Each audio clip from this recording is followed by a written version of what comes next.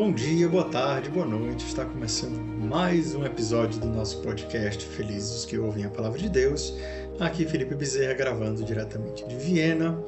E Jesus é o cumprimento da promessa completa, total.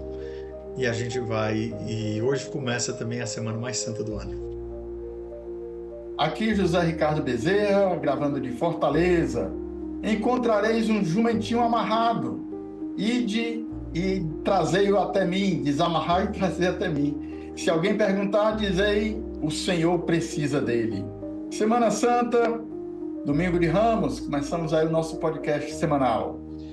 Muito bem, gente, a gente vai ler aqui, daqui a pouco vai tocar a vinheta, a gente vai ler, e a gente escolheu o evangelho de hoje, a gente escolheu o evangelho de antes da procissão, né? A gente decidiu ler o evangelho mais curto, que é o evangelho da entrada do Senhor, que também é conhecido como Domingo de Ramos, né?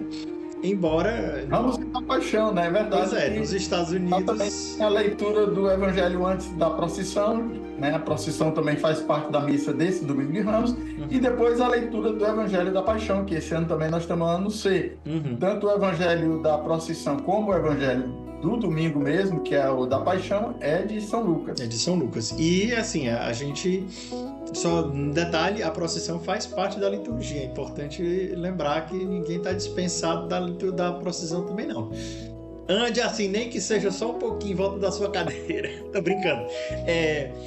Mas assim, a gente decidiu, a gente vai ler o evangelho de antes da procissão e não o evangelho da Paixão, porque se a gente lendo o evangelho mais curto, a gente já dura meia hora, 40 minutos. Se a gente fosse ler o evangelho da Paixão, ia ser 2 horas de podcast. Mas é isso. Vamos lá, a gente vai ler então, pega a sua Bíblia, Lucas 19, 28 a 40. Vamos rodar a vinheta.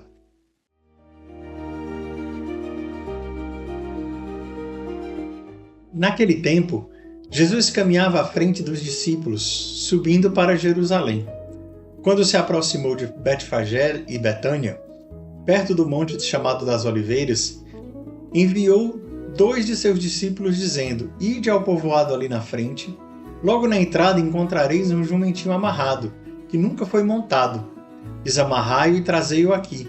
Se alguém por acaso vos perguntar, por que desamarrais o jumentinho?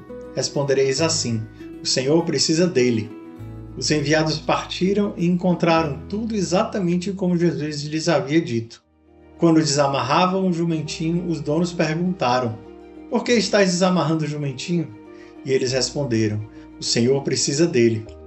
E levaram o jumentinho a Jesus. Então puseram seus mantos sobre o animal e ajudaram Jesus a montar. E enquanto Jesus passava, o povo ia estendendo suas roupas no caminho. Quando chegou perto da descida do Monte das Oliveiras, a multidão dos discípulos, aos gritos e cheia de alegria, começou a louvar a Deus por todos os milagres que tinha visto. Todos gritavam, bendito o Rei, que vem em nome do Senhor. Paz no céu e glória nas alturas. No meio da multidão, alguns dos fariseus disseram a Jesus, Mestre, repreende teus discípulos. Jesus, porém, respondeu, eu vos declaro, se eles se calarem, as pedras gritarão. Palavra da salvação. Glória a vós, Senhor. Bendito seja Deus. Bendito que vem em nome do Senhor, bendito o Rei, né? Isso bendito é um o Rei. Também, somente Lucas e João que dizem, né? O Rei, né?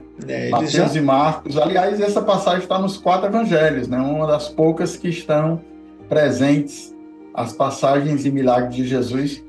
Dentre as passagens e milagres, esta é uma das que estão nos 4 evangelistas, né? Porque também é um cumprimento muito claro da profecia do Antigo Testamento do Messias entrando montado no jumentinho pela porta oriental de Jerusalém, né? Assim, ela é... Zacarias 9, de 9 a 10, também essa profecia aí que vai ser citada aqui, né, no Evangelho aqui, essa profecia, e também tem outras referências aqui no Antigo Testamento aí, alguns estudiosos dizem que essa montaria, a mula de Salomão também, é a entronização, a sagração de Salomão, que também Davi orienta lá, para quando a mãe de Salomão vai lá pedir e unja Salomão como o rei, né? E aí vão colocar exatamente a mula, Salomão vai ser aclamado como rei com a mula de Davi.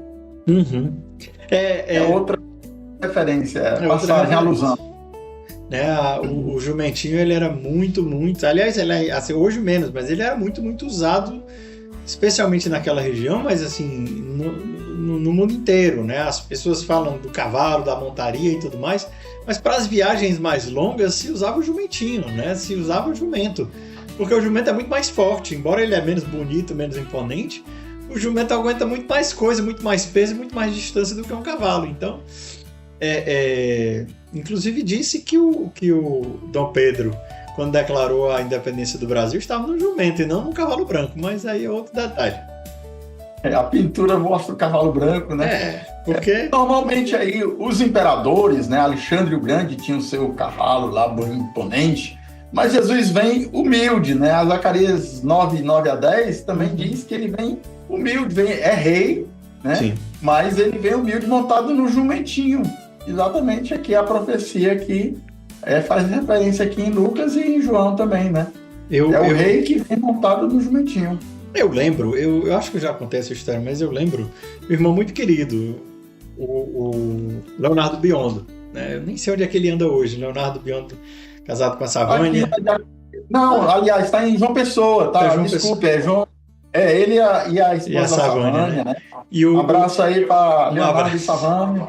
Ele estava partilhando que um dia, ele partilhou isso comigo, nem sei se ele lembra disso, muitos anos também, eu morava com ele lá na residência geral, e ele falando que uma vez estava rezando e dizendo, se sentindo muito inútil, dizendo, Jesus, eu não sirvo para nada, e não sei o quê, e diz, o que, Senhor, por que o Senhor me escolheu, e não sei o quê, e aí ele abriu uma passagem, e abriu exatamente nessa passagem, o Senhor precisa dele.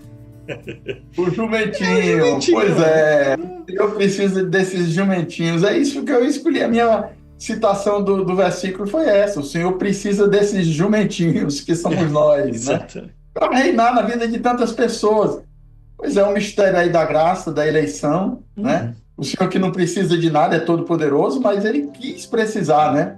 Aí Santo Agostinho, que é aquele que te salvou sem ti, não te salvará sem ti, né? Eu lembro também de Bento XVI, quando assumiu, que disse, o que me consola é saber que o Senhor sabe trabalhar com instrumentos insuficientes.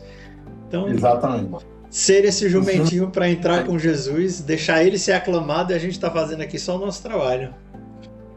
Tem a história lá do jumentinho que se achava aí, tá todo mundo me aclamando, agora volta lá sozinho sem Jesus para você ver se vão te aclamar. A história lá do jumentinho, né? Pois é. E também a lição. Essa humildade. Exatamente, a lição de humildade grande, né? O bispo Robert Barron estava falando que os evangelhos, na verdade, são as narrativas da paixão com longas introduções. Né? O objetivo do evangelho é entrar nesse mistério pascal que a gente entra nesse início de Semana Santa aqui. E aqui é mais do que nunca uma entrada. E eu acho bonito isso porque assim, Jesus é aclamado rei, está cumprindo, ele é óbvio que ele sabe o que ele está fazendo, porque assim, ele sabia. É necessário que se cumpra toda a escritura, né? É necessário que se cumpra tudo.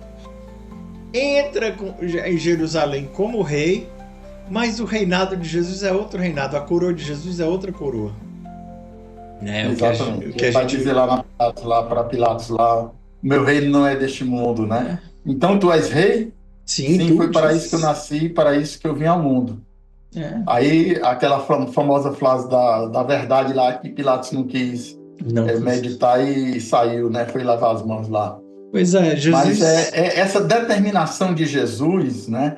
Jesus que aí sobe a Jerusalém, a conclusão da subida em Lucas, né? Desde o capítulo 9, 51, quando Jesus toma a decisão de subir, né? E aqui nós estamos em Jericó, na saída de Jericó, Jesus subindo para Jerusalém, subindo para a cruz, né?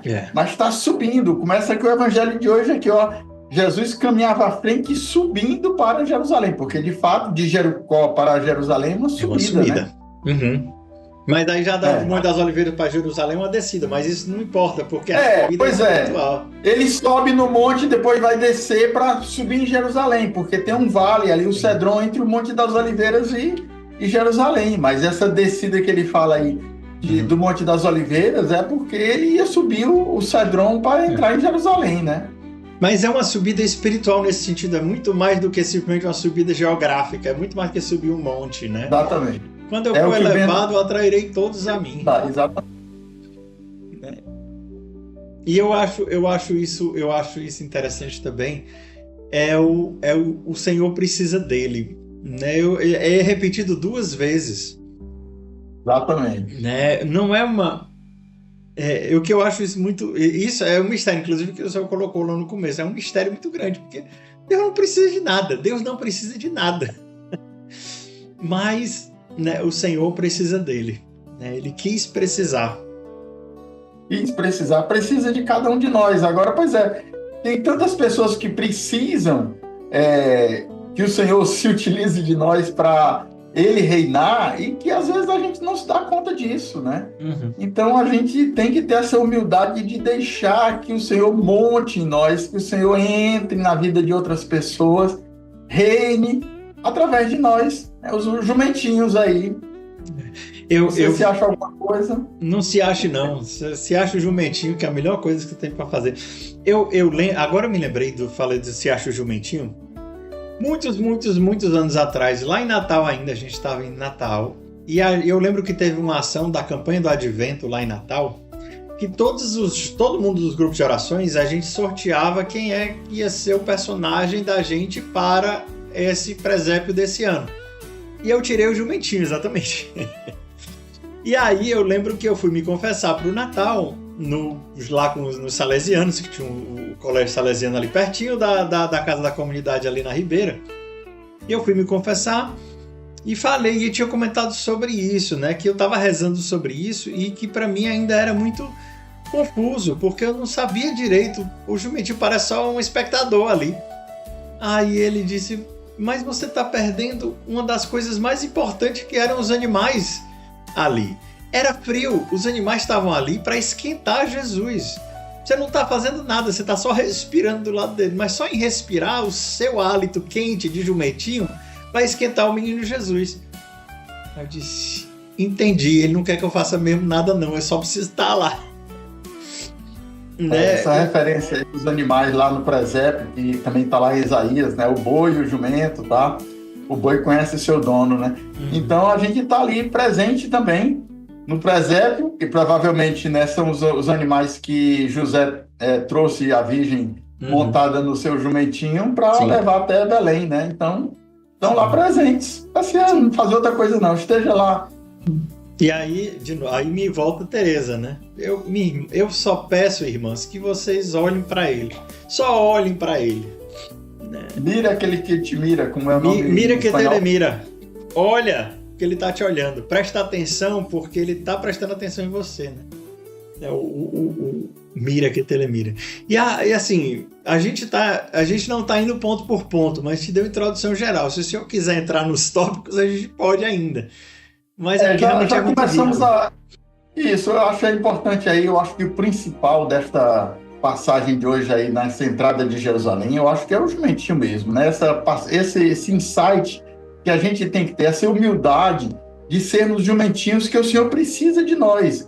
Por mais misterioso que seja Deus querer e precisar de nós, porque Ele não precisa de nós, o principal do Evangelho, para mim, a oração que a gente tem que fazer é esse deixar-se, né, utilizar pelo Senhor como jumentinhos, né? E aí tem a subida de Jerusalém e também Jesus que vai à frente. Esse primeiro versículo aí também, já aproveitando também um outro ponto aí, né? Jesus está subindo para Jerusalém à frente dos discípulos. Jesus sabia o que ia fazer, como você disse também, né? E os discípulos seguem a Jesus. Aquela grande multidão de discípulos que também vai falar lá na frente.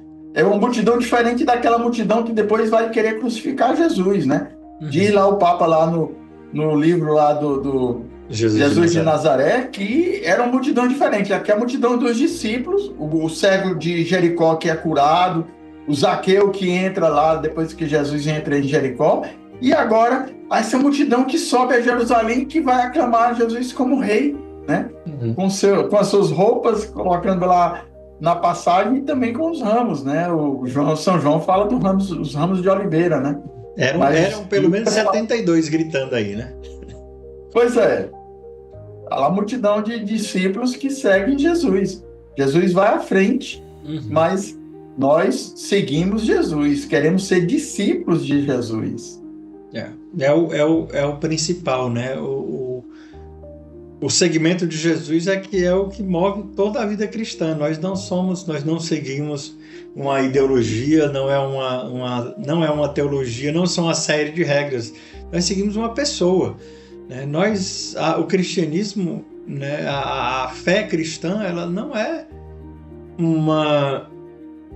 Como é que eu vou dizer? Ela não é simplesmente uma série de regras, pode ou não pode. É um encontro pessoal com uma pessoa. Seguimos uma pessoa. Eu não sigo um livro de regras. Eu sigo uma pessoa. Exatamente. É diferente de uma religião que tem um livro, né? Não é a religião do livro. Não é a religião dos mandamentos, né? É a religião da pessoa, do encontro com o Senhor. Nós seguimos Jesus. E é Jesus que é o motivo realmente da nossa fé. Não outra coisa. Detalhe, aqui os muçulmanos nos acusam de ser a religião do livro, mas eles são muito mais do livro do que nós. Mas... Exatamente. A palavra, né? Entronizam a palavra, mas a palavra é Jesus. Eles esquecem muitas vezes isso, colocam aí o centro na pregação, na palavra de Deus, tudo bem. Jesus é a palavra. Sim, ele é a palavra, ele é o verbo. Sim. Aí eles...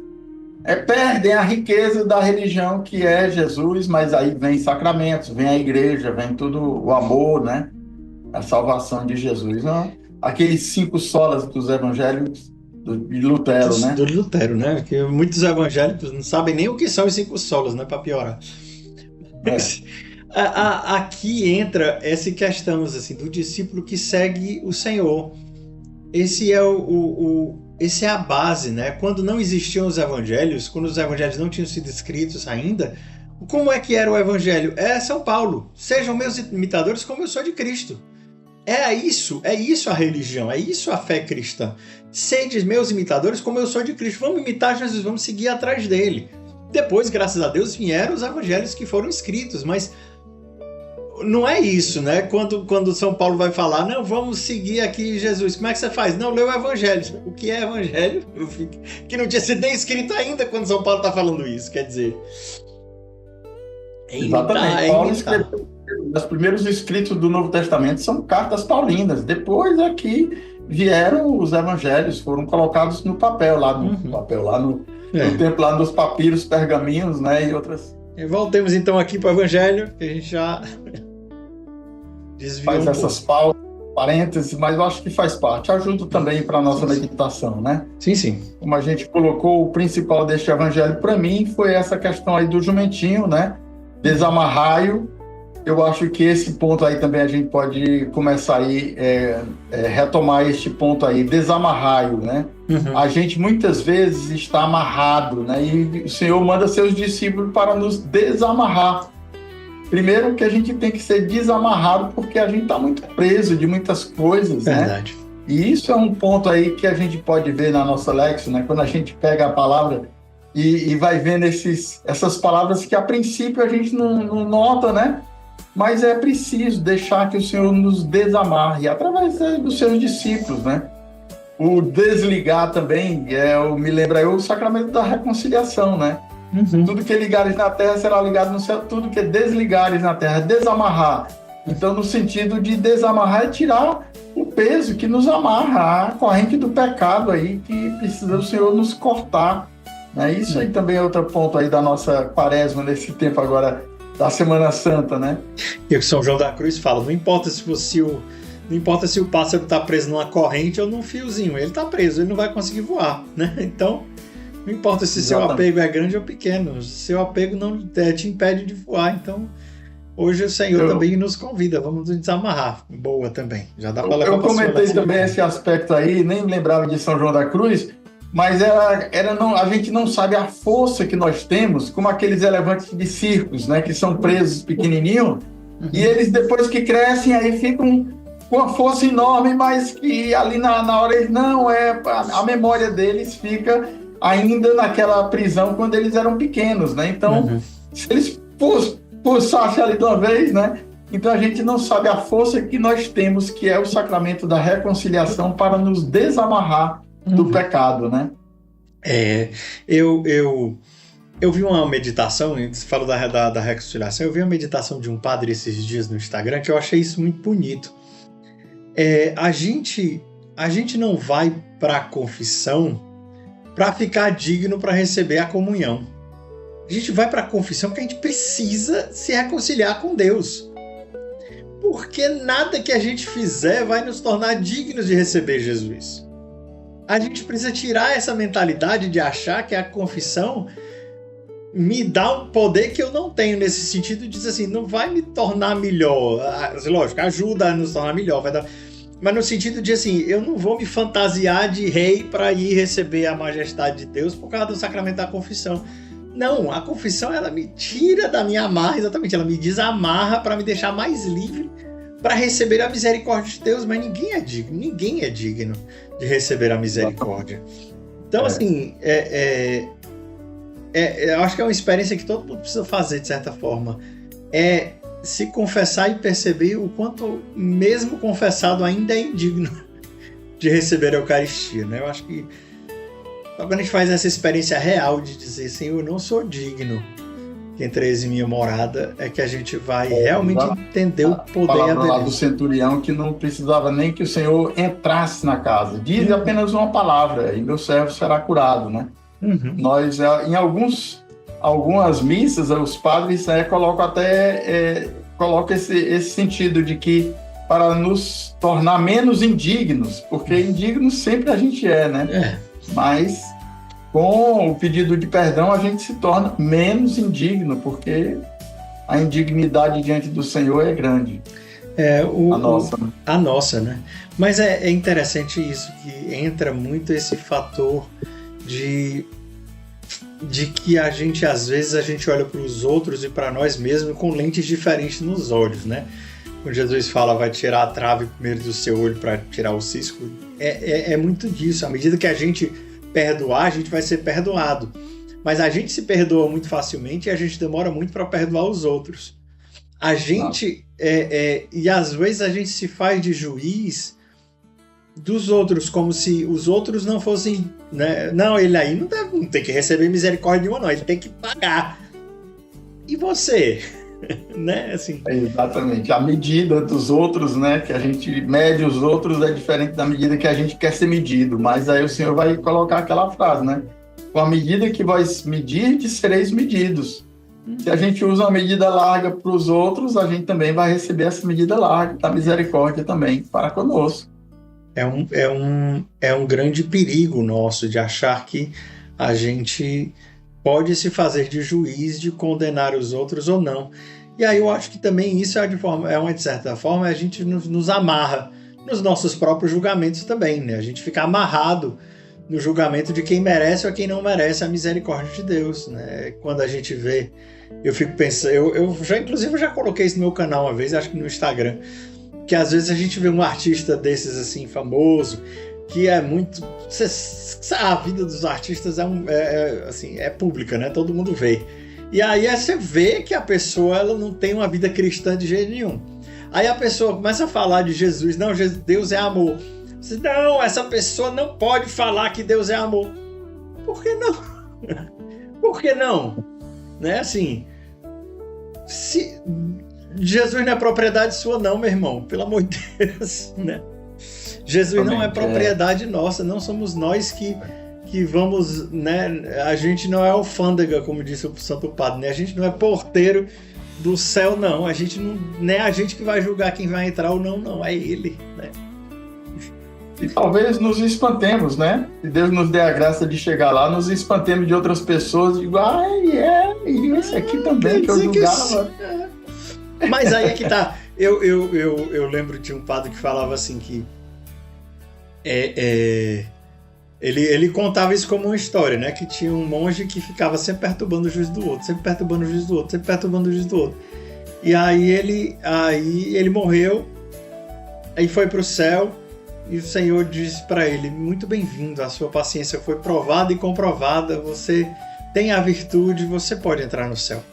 Aí pouco depois o irmão que perturbava ele chegou no céu. Aí ele disse: Senhor, mas esse aqui me perturbou a vida inteira, Jesus. Aí disse: se não fosse ele, você não estava aqui, então ele vai entrar também. Então, né, você tem que ser grato a ele, porque se não fosse ele, você não estava aqui, não. Pois é, né? Ninguém se salva sozinho, mas também, né, pode se perder sozinho, mas a salvação e o exemplo arrasta, né, outras pessoas, né? A santidade aí de uns que vai fazer com que outros também cheguem lá. Outra lembrança interessante de perceber é que quando Jesus condena, né, eu não vos conheço, afastai-vos de mim, é o grupo, né, assim, não é o indivíduo. E isso é uma coisa que a gente precisa meditar também, porque não é assim, lógico, existe o meu ato, existe o meu pecado, mas existe também o grupo. Eu estou no meio de uma turma. Se eu estou contribuindo para que a minha turma vá para o céu, para que a minha turma seja afastada, né? Assim, a salvação ou a condenação, especialmente nessa parábola, né, dos cabritos e das ovelhas e do Senhor, mas nós não fizemos, é comunitária, e isso vale a pena para a gente também pensar nisso, né? Que não é uma coisa individual, né? Não é uma coisa individualista. A nossa fé, ela é uma fé comunitária, né? Como disse... o escândalo também, nessa questão aí do escândalo, você ser motivo de escândalo que pode causar a perda de outros, né? Que Jesus vai falar, né?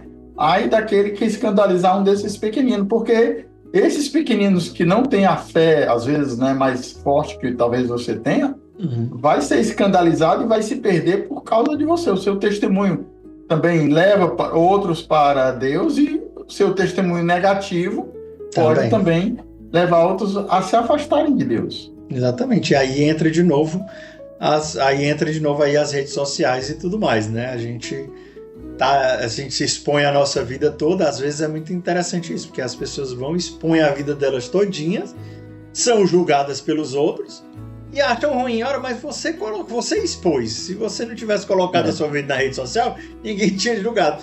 Mas ao mesmo tempo entra nisso, né? Assim, se você se coloca como parâmetro moral, né? Se você coloca ser de meus imitadores como sou de Cristo, que você seja imitador de Cristo mesmo, né? Assim, porque você pode levar muita gente à perdição nesse sentido. O que São Paulo dizia na sua humildade, esse ser de meus imitadores, não quer dizer que ele seja perfeito. Lá em Filipenses também ele vai dizer, não que eu seja perfeito ou que eu tenha chegado lá, mas eu corro para a meta, né? Então a humildade dele de saber que está caminhando para a meta, não quer dizer que ele já seja perfeito. Mas aí também a responsabilidade de buscar essa santidade. Não é simplesmente, porque eu sou pecador, porque eu... E aí...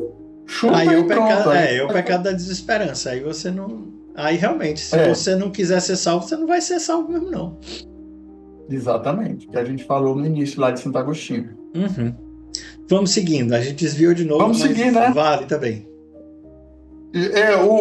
A montaria aí, quando eles põem seus mantos sobre o animal e ajudam Jesus a montar, dizem alguns estudiosos que lembram, eu comentei aqui no começo, que seria uma referência lá, 1 de Reis, né? Capítulo... no início, 1 Reis 1, 33 a 40. Tem essas duas situações, né? Que a mãe de Salomão, porque diante dos filhos de Davi que queriam todos, né, reivindicar, o Absalão depois quis, aí se levantou até contra o rei, né? E depois o Absalão é morto, que ele morre, né? Traspassado lá pelos os fiéis lá de Davi. Mas aí... ele se engancha nos cabelos lá e depois vem a mula de Absalão também.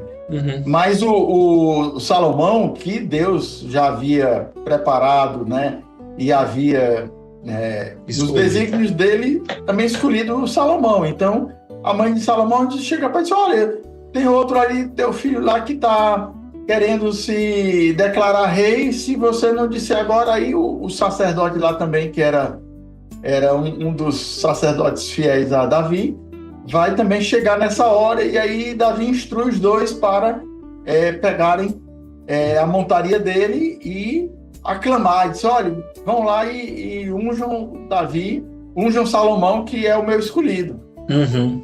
E é exatamente essa referência, né, essa alusão, porque algumas vezes, algumas passagens, Mateus explicitamente diz, né, cita alguma passagem do Antigo Testamento. Outras vezes é apenas um eco, uma alusão, né, uma referência, né, e a gente pode enxergar isso também, essa entronização a sagração de Salomão, como essa entrada de Jesus em Jerusalém, né? Uhum. A palavra de Deus, ela ecoa, ela faz eco. Esses dias o Pedro Veiga, grande amigo também, mandou um vídeo de uma menina evangélica impressionada porque a bênção de Israel para os seus filhos se cumpriu. Eu disse: oh, meu Deus, como é que cumpriu, filha? Olha aqui, ele falou que de Judá vai sair o Salvador e Jesus é da tribo de Judá. Deus sendo Deus, minha filha. Tipo assim, é Deus sendo Deus. Enfim, grande surpresa para você, né? A palavra de Deus se cumpre. A profecia do Antigo Testamento se cumpre em Jesus. Mas enfim. Coitado. Ainda não conhece o Antigo Testamento aí. A igreja nunca desprezou, né? Desde os primeiros cristãos que queriam também, disse: não, o cumprimento da promessa, Jesus cumpriu, tal, o Novo Testamento só vale o Novo, agora não. Jesus é cumprimento do Antigo Testamento. Então, vamos ler o Antigo à luz do Novo, e o Novo vai iluminar o Antigo. Exatamente. Não dá para fazer uma cristologia sem olhar para a história de Israel. Jesus cumpriu em si a história de Israel, né? Então, eu tinha um teólogo que eu conheci que ele falava isso, né? A cristologia nada mais é do que uma israelologia. Enfim. Legal. Vamos lá, então, vamos entrando aí, começando a chegar no final. Né? Acho que chegou aí, né? O final, essa questão aí de todos gritavam, né? A multidão dos discípulos, né? Uhum. A gente vê aí quando Jesus chega perto da descida dos montes das oliveiras, que a gente já viu que tem o monte, depois tem o Vale do Cedrão e a subida de Jerusalém. Uhum. Nessa descida, a multidão dos discípulos começa a gritar, cheios de alegria, né? Essa referência aí que Lucas coloca é semelhante ao do nascimento de Jesus. Quando, né? Isso é uma característica aí de Lucas, né? Paz no céu e glória a Deus nas alturas. Ele não usa o Hosana, que o Mateus e Marcos usam, né? Uhum. Mas usa essa referência, que lá os anjos é que gritam, né? Paz aos homens, né? De boa vontade e glória a Deus nas alturas. E aqui são os discípulos que estão alegres pela chegada do Messias, de Jesus Salvador. Eu não duvido que alguns deles estavam realmente achando que Jesus ia assumir um reinado terreno, né? Um reinado temporal. Né? Mas isso também é interessante, porque Jesus deixa eles... Vocês estão me chamando de rei? Eu sou rei mesmo, pode falar, né? Assim, às vezes a gente está enganado e mesmo assim Jesus... Ok, é isso aí. Eu não sou do rei como vocês estão pensando, mas eu sou. Pois é, depois vocês vão entender tudo isso aí. Vocês, por enquanto, né, pensam que eu sou rei agora, e de fato eu sou rei, né? Sim. Mas no final do evangelho que a gente tinha falado também, né? Eles pedem para repreender os discípulos porque eles estavam chamando de rei. Aí Jesus, não, deixa, porque se eles calarem as pedras, eles gritam. Uhum. Deu hora, se Deus tem o poder de fazer dessas pedras filho de Abraão, né? Como ele mesmo disse em outro canto. Mas João Batista. Uhum. Então, assim, uma coisa que vale a pena também notar isso, porque às vezes isso é uma coisa muito mais comum do que a gente imagina. A gente achar que ouviu a voz de Deus, achou que fez um discernimento, entendeu errado, vai seguir naquele caminho errado e Deus deixa. Vá, bichinho, vá. Uma hora você vai entender o certo. Uma hora você vai entender o que eu quero mesmo de você. Aqui era muito claro. Eles entenderam Jesus como rei. Provavelmente eles estavam entendendo Jesus como rei temporal. Mas Jesus deixa, diz: é isso mesmo, eu sou rei, só não sou rei do jeito que vocês estão achando que eu sou, mas eu sou. Então, às vezes, também na nossa vida acontece isso, da gente escutar a voz de Deus e dizer: não, Deus falou, e Deus me disse isso. E foi isso que eu entendi. Certo. Vá em frente, siga na fé, é bom. Ouvir a voz de Deus sempre é bom. Mas às vezes aquilo que a gente ouviu, né, não necessariamente é aquilo que a gente acha que a gente entendeu. Né? Como diz o Salmo, uma coisa Deus falou, duas eu ouvi. Exatamente. Então vamos rezar, Vamos. Entregar aí, realmente aí a gente teria mais pontos aí para meditar, para escolher. Hoje tem o Evangelho da Paixão todo, que a gente já comentou aqui, que a gente escolheu o da entrada de Jesus em Jerusalém, que é o que precede a procissão, né, deste Domingo de Ramos. Mas depois tem o Evangelho da Paixão, que também é Lucas. Mas aí você pode meditar com esses pontos que a gente já colocou, então outros aí que Deus lhe inspirar. Sim, tem a semana inteira para ler também o Evangelho da Paixão, para meditar também. Sexta-feira Santa, que é a Sexta-feira da Paixão, o Evangelho é de João. Mas hoje, no Domingo de Ramos, que é Domingo de Ramos e da Paixão, nós lemos o Evangelho segundo o ano litúrgico. Nós estamos no ano C, estamos lendo o Evangelho de Lucas. Então, enfim, é isso. Leiam, né? Aproveitem essa semana. Essa semana não é para descansar, essa semana é para rezar. Né? Essa semana não é para ir para a praia, essa semana é para estar na igreja. Né? Eu vi uma pessoa comentando: eita, vai começar a semana que a gente mora na igreja e só vai em casa para dormir. Mas é meio que isso mesmo, né? Assim, é bom que a gente, né, passe o tempo que a gente puder, né? E viva bem. O retiro, faça um retiro. Procurem, tem Shalom na sua cidade. Tem Shalom na sua cidade, procure no site com Shalom, procure o retiro da comunidade. Se não tem Shalom na sua cidade, vai ter com certeza online. Então procure, oportunidade para rezar não vai faltar. E é importante, essa semana é a semana mais importante de todas que a gente tem no nosso ano litúrgico, que a gente vai poder realmente aprofundar nos mistérios da morte e ressurreição do Senhor. Então, gente, é isso. Eu queria deixar, antes da gente rezar, o comentário de hoje vai ser assim: o Senhor precisa dele. Vamos deixar esse para ser o comentário? Pronto, eu acho excelente. Né? O Senhor precisa desse jumentinho que somos nós aí, para o Senhor reinar também hoje. Então, reze com esse versículo aí: o Senhor precisa dele, 2 vezes no Evangelho de hoje aqui da entrada de Jesus em Jerusalém, né? Então pronto, se você ficou até aqui, comente: o Senhor precisa dele. E aí a gente vai saber que você chegou quase até o final. Não vai embora porque a gente ainda tem oração. Aliás, quem reza hoje, eu não sei quem rezou da vez passada. Pode rezar? Eu posso. A gente vai rezar hoje, então. Eu convido você também a fechar os seus olhos. Se você não estiver dirigindo, se você estiver dirigindo, não feche seus olhos. E feche seus olhos um pouquinho e vamos rezar. Em nome do Pai, do Filho e do Espírito Santo. Amém. Senhor, nós te agradecemos porque Tu te fazes precisar de nós. Nós, instrumentos tão insuficientes, tão pecadores, tão frágeis, tão vulneráveis. E Tu, Senhor, com Teu amor e a Tua misericórdia, nos chamas para cumprir a Tua missão e a nossa missão. Te pedimos, Jesus, dá-nos também a graça de acolher os discípulos de Jesus que vêm nos desamarrar. Te pedimos, Jesus, a graça de uma revisão concreta de vida e percebemos os nós que nos amarram, que nos impedem de servir ao Senhor como livres, estarmos livres para servir ao Senhor. Dá-nos, Senhor, a graça de não olhar os pecados dos outros, mas olhar os nossos próprios. Percebemos o quão indignos da Tua misericórdia, mas o quão Tu és misericordioso para conosco. Te pedimos, Senhor, que nessa Semana Santa nós possamos verdadeiramente rezar, mergulhar nos mistérios da Tua paixão, morte e ressurreição. Te pedimos, ó Maria, que interceda por cada um de nós e nos ajude também, como Tu viveste essa semana, a aprofundar nos mistérios e guardar tudo no nosso coração. Ave Maria, cheia de graça, o Senhor é convosco. Bendita sois vós entre as mulheres, e bendito é o fruto do vosso ventre, Jesus. Santa Maria, Mãe de Deus, rogai por nós, pecadores, agora e na hora de nossa morte. Amém.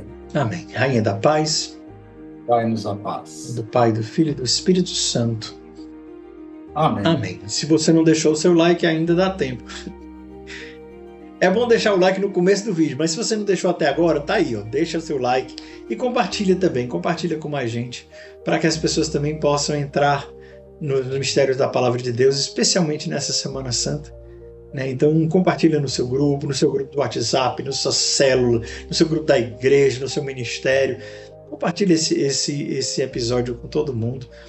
E fala para eles, olha, escuta aqui quando estiver lavando a louça, escuta esse podcast quando estiver caminhando, levou o cachorro para passear, escuta o podcast, tem tantas oportunidades que a gente pode escutar, é sempre bom, né? Tem no YouTube e tem só como áudio, você pode escolher a maneira como você quiser.